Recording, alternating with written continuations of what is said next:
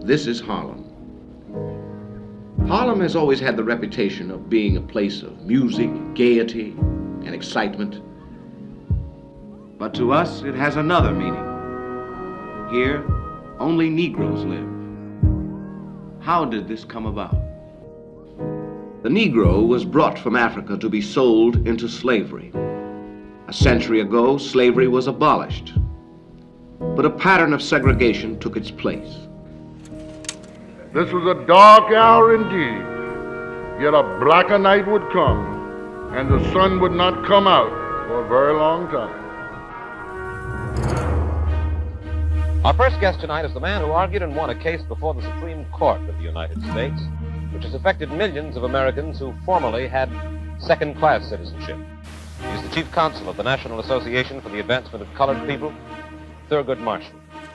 Thurgood Marshall, he's the only Supreme Court justice in the history of the court who was more famous for what he did before rising to justice. He spent 6 decades of his life committed to, frankly, making the 14th Amendment's guarantee of equality real. Legally speaking, he's one of the founding fathers. We all know that after the Civil War, Congress ratified 3 amendments that we think of as the Reconstruction Amendments or the Civil War Amendments, the 13th, the 14th, and the 15th Amendment. The 13th Amendment abolished slavery. The 15th Amendment said that you cannot deny the right to vote based on race. The 14th Amendment is kind of the centerpiece of it. The 14th Amendment was designed to wrap black people in citizenship and having the same rights that white people do. This was created for the purpose of overturning the Dred Scott case, which had made black people stateless people, because the Supreme Court in Dred Scott said that black people could not be citizens. But we also know that there was the backlash and that Reconstruction unraveled within 20 years, culminating in the 1896 Plessy versus Ferguson decision in which the Supreme Court said separate but equal is constitutional, which basically pardoned the concept of Jim Crow, which we lived with for 70 years thereafter. Nor were the advocates of white supremacy content to have all the wealth and all the votes and all the law on their side.